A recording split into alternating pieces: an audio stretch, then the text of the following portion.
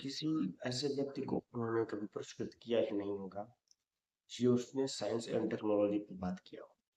नमस्कार। भारत के प्रधानमंत्री के अभिभाषण के दौरान जो शुरुआती बोल थे वह कुछ इस प्रकार से। तो सबसे पहले तो मैं पहली बार इंटरनेशनल स्पेस स्टेशन पर भारत का तिरंगा झंडा वहां लहराना ये हर देशवासी के लिए गौरव के पल है। देश में साइंस टेक्नोलॉजी के प्रति, इनोवेशन के प्रति नया उमंग और उत्साह भरने वाली ये सफल यात्रा रही है।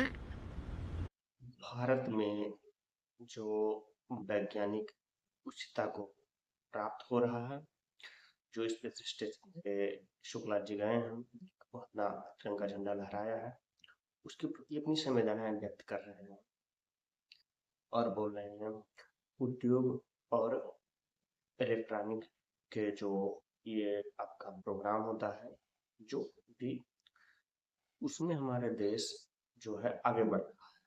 इससे देश की तरक्की होगी, वहाँ रोजगार मिलेगा और विभिन्न प्रकार की बातें बोल रहे हैं। लेकिन प्रधानमंत्री नरेंद्र मोदी जी यह भूल गए हैं कि भाजपा सरकार की प्राथमिकता कुछ दूसरा रही है। भारत की प्राथमिकता कभी देश में रोजगार या इस प्रकार की किसी भी चीज को लेकर नहीं रही है। वह हमेशा मंदिर मस्जिद, हिंदू मुस्लिम सिख ईसाई यही करने में आगे इंटरेस्ट रहे हैं। क्या कभी आपने इस चीज के लिए दंगा फसाद से देखा है, प्रधानमंत्री को बोलते हुए देखा है कि हमारे देश के युवा आईटी सेक्टर में आगे बढ़े, स्पेस सेक्टर में आगे बढ़े, टेक्नोलॉजी साइंस एंड टेक्नोलॉजी में आगे बढ़े? लेकिन आपने उस हर युवा को, उस हर व्यक्ति को जो है पुरस्कृत होते हुए देखे होंगे जो मंदिर मस्जिद और गुरुद्वारे की बात करता है।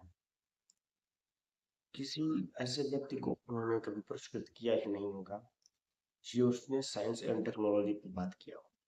अगर कोई साइंस एंड टेक्नोलॉजी पर बात करेगा तो आपका मेन मुद्दा भटक जाएगा और आप उसको किसी प्रकार से कोई चीज नहीं दे पाएंगे। लेकिन जो साइंस एंड टेक्नोलॉजी में जो अभी तक उच्च स्तर पे हमारे देश का योगदान रहा है वह पिछली सरकारों के कार्यों से आगे क्रमान्वित हो रहा है।